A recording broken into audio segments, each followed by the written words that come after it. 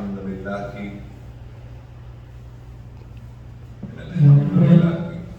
نحمده ونستعينه ونستغفره ونعوذ بالله من شرور أنفسنا من يهده الله فلا مضل له ومن يضلل فلا هادي له وأشهد أن لا إله إلا الله وحده لا شريك له وأشهد أن محمدا عبده ورسوله صلى الله عليه وسلم وعلى آله وصحبه أجمعين. أعوذ بالله من الشيطان الرجيم. بسم الله الرحمن الرحيم. إن الله وملائكته يصلون على النبي يا أيها الذين آمنوا صلوا عليه وسلموا تسليما. So we begin, as Allah begins His glorious Quran, praise to Allah subhanahu wa ta'ala, whom we thank, whom we seek help, and whom we seek forgiveness. We seek refuge with Allah from evil within ourselves. Whom Allah led and whom He misguided and never found one to guide him. I bear witness that there is no deity worthy of worship except Allah Ta'ala, and Muhammad sallallahu alaihi wasallam is His slave messenger. O you who believe, verily Allah sent praise upon the Prophet. Yeah, O you who believe, sent praise upon him and his peace. So,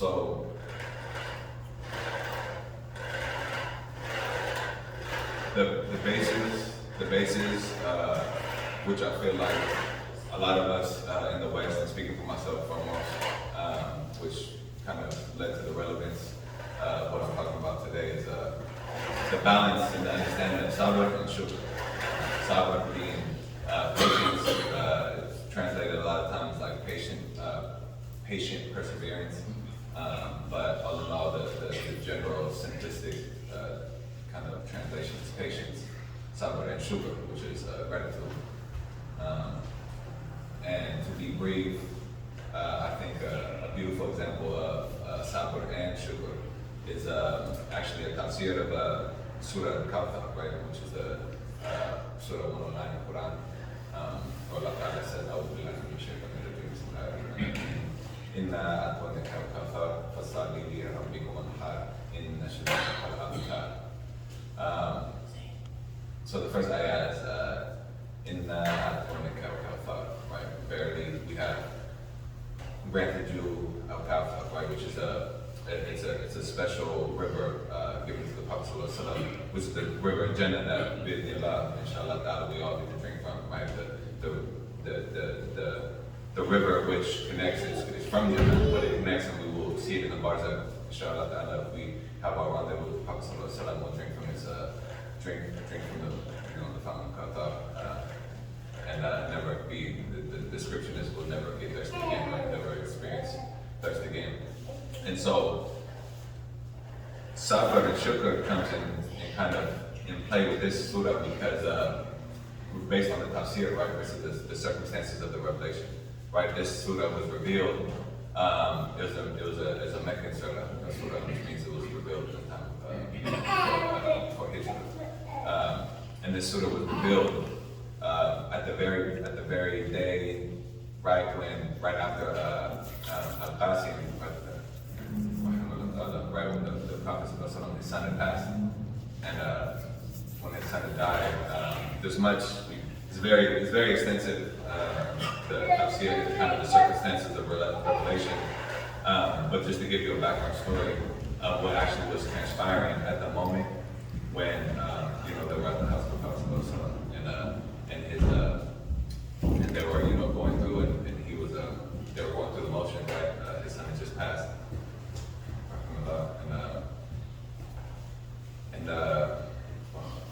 And at that moment, I'm sure we all know who Abu Lahab is. So at this moment, there was kind of a frenzy because Abu Lahab, he actually was neighbors, right? He was like neighbors to the Prophet, when the news had reached the Quraysh about the Prophet, about Al-Qasim, his son passing, Abu Lahab took to the street, right, took to outside of the pavilion, and this is early Arabia, right, to where everything is open, there's no concealed, it's not sheetrock in houses like this, right, so everything is pretty much audible from outside. He was going through the street celebrating the death of the Prophet's son, Al-Qasim, right, and so he was celebrating, and he was saying that, I'll say what the English is, he was saying that the Prophet has no lineage, the Prophet will have no, lineage, right? Like descendants. The Prophet has no descendants, right? And so, amidst all of this, while all this is happening, we have the berating of the heathen outside about the passing of the Prophet. And when he was actually, right, he was sitting in tears and watching, right, revelation came, right, when he was experiencing this, right? And this is when this revelation, this was the revelation came, right, right? And so it says in barely we have written to it when it's now. There's two types of tafsirs when it comes to Quran, right, which is not two types, but pretty much there's two different kind of categories of tafsirs. Where we have the circumstances of revelation, which is pretty much what I just gave you, right, the background story with the events that were going on in the time of the revelation.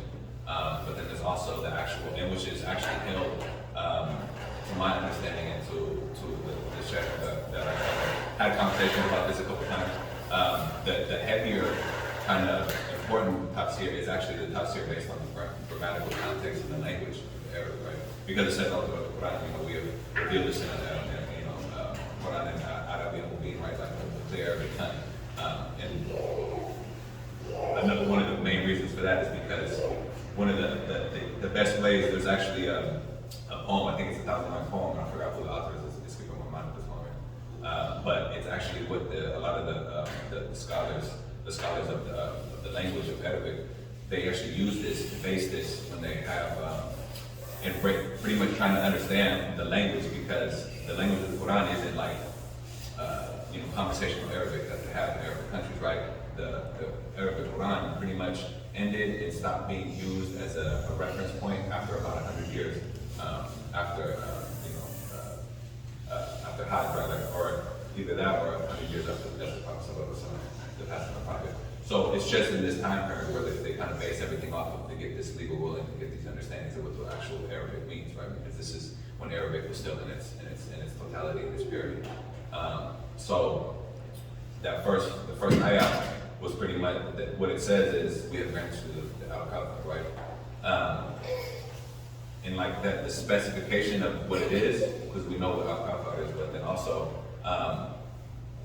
scholars of tafsir have also categorized this as being, say, the Fatima.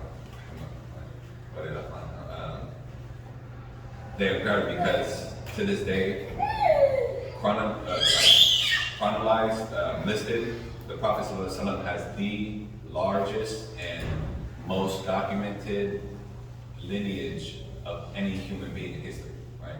So to weigh that, to see what that is, we have the buffoon outside yelling about how the lineage is cut off through Zahara, right? Fatima has the largest lineage ever documented, ever listed, that still to this day is kept, right? They have the Sharif, the secretary of the Sharif, whatever, they keep track of all of the Ahlul Bayt, right? The largest lineage ever. So this is how Allah shows the Kafir, right? About what it truly means to be cut off and what it is. And the reason why, and how I'm tying this into Sabbath and Sugar is because when Wahi comes, and like I said, in these kind of circumstances, when Wahi came, he actually smiled, right, with the tears in his eyes. He smiled because he understood, and the Prophet was given understanding and vision into the faith and things that we would never understand and would never see, even to a small extent, right? So,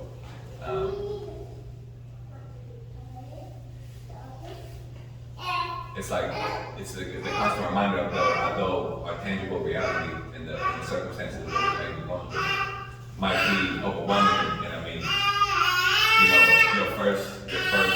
your first son, and I, from personal experience, like the imagining losing your son, imagine losing your son, like in the circumstance, especially like with the situation that's going on around it. It's the amount of sabr, right? The amount of perseverance, right? The patience that one has to have within them. It's unfathomable, right? It's ununderstandable, right?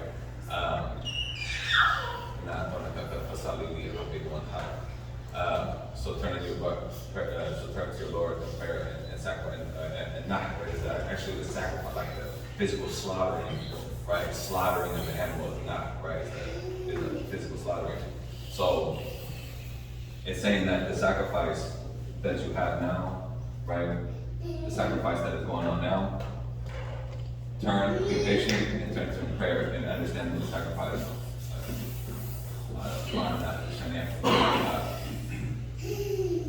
Surely your enemy will be cut off, right?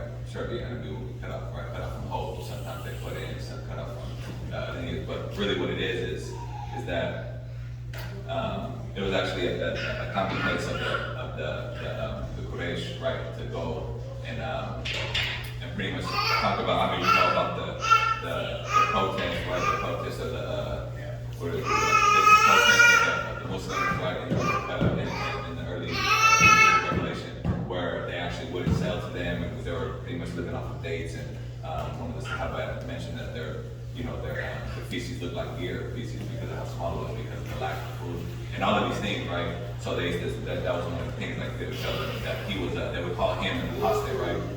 Or a Sabian or whatever, right?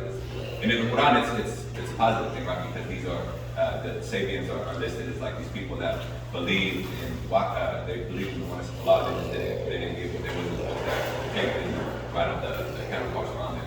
But they were calling them apostate, pretty much to the paganism, and talk about how he's cut off and stuff.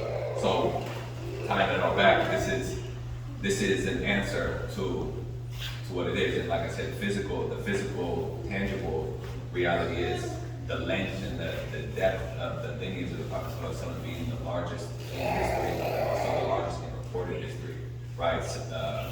I think the second closest one is like Genghis Khan. And I mean, a little bit about history, the way his lineage is spread was like outrageous. So it's like, that is the only thing that is, and that's not even, and it's unrecordable, this is pretty much my claim. So it's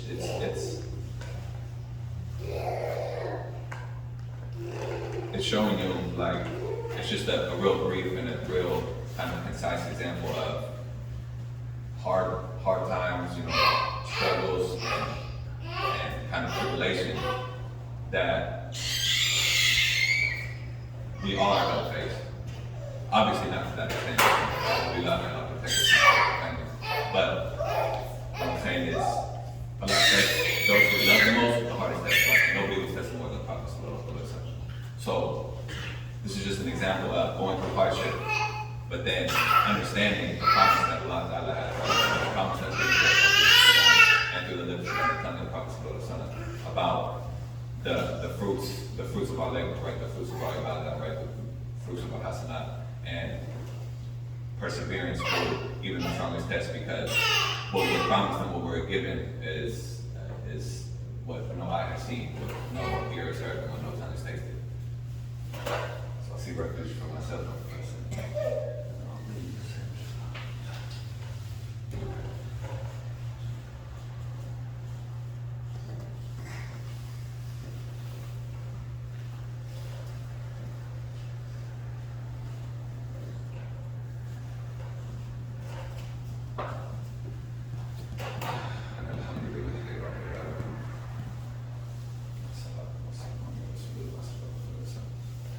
So, in conclusion,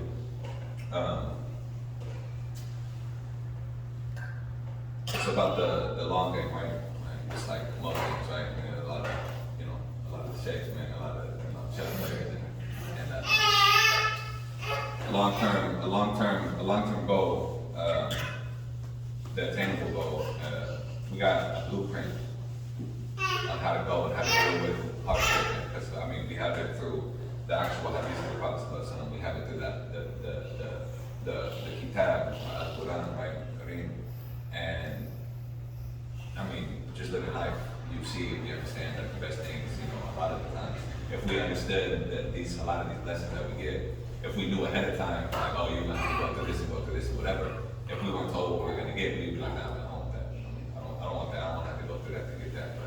But the reality is that, that's what it is, right? A very common analogy, or I guess a metaphor that I always heard that always resonated with me a lot. I actually use it a lot. Is that pressure? It either busts pipes or it makes damage, right? That's how it is. So how we act, how we think, both inwardly and outwardly, right? What you say, of course, the angel's recording that, but what you feel actually shapes what your lens do, right?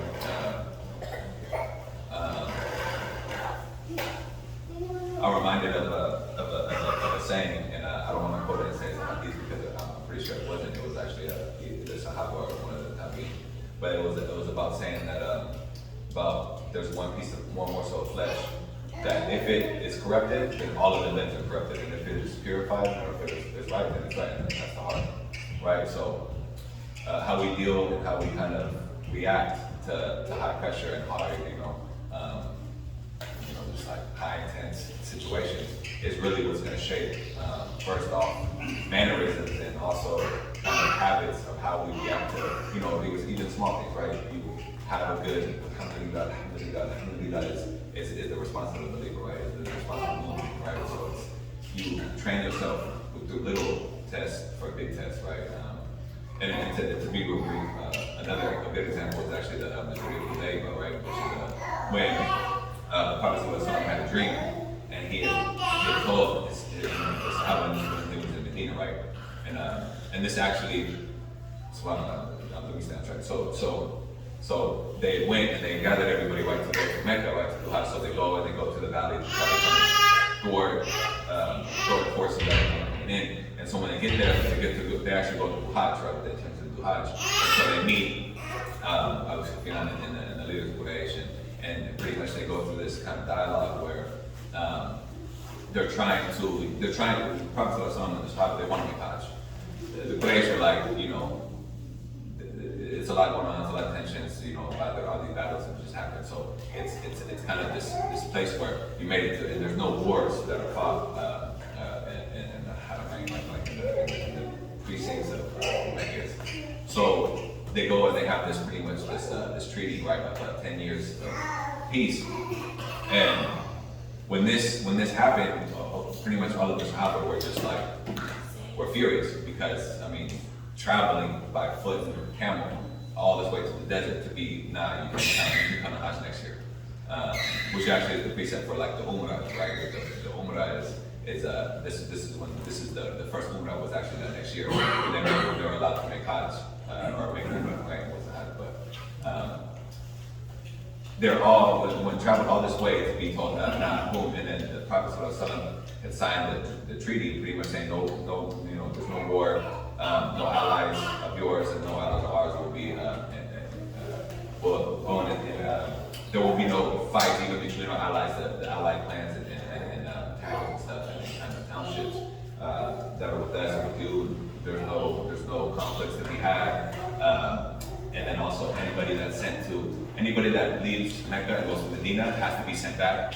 But anybody that goes to Medina to leave to go be a pagan, right? They get to stay. So from the outside, it's like it almost looks like the idea of something the Sahaba had was like this is kind of like we walk out this way, we don't want to do Hajj, and pretty much just looks like we're losing, it's like the Prophet and this is another, and so this is when actually the sort of right the victory, right? Allah says we have given you a clear victory. We have given you a clear victory, right? And so, to fast forward, to not go into too much, to over-explain, to go too much details, but pretty much, although theoretically, in that moment, it might look like we did all this and like now we're losing, we're on the losing end. But actually, that treaty is what set the precedent to the conquest of Mecca, right? But through many events happened to that. Them breaking the treaty, many events, but pretty much that treaty set the precedent to go to overturn. They on the Quraysh side, they overturned the treaty by one of their allies, and then which in turn set forth what would lead to be the conquest of Mecca. So what they all got in that moment, like man, we lost, actually turned out, bismillah, that was the turning point that led to the conquest of Mecca and for prophecy to be revealed. So, this is just a little reminder for myself, foremost, but also for everybody that, sabr, patience, and man, it's so underestimated. It's so easy to get caught up. Get so caught up in frustration and emotion in certain moments. But alhamdulillah, it's the praise of the believers, man. It's so much great to that word. I mean, in the sense that Allah Ta'ala, He opens up his kitab, right? The mother of his revelation. The first phrase is alhamdulillah, so this is the response that we have as believers, right? To hardship, to tribulation, and pray Allah Ta'ala gives us sabr, right? And shukr to whatever the name for us, the penance, the ink is dry, and the paper is right, and the pen is so. Allah continue to guide us, man, and to give us many openings and make us diamonds and not look for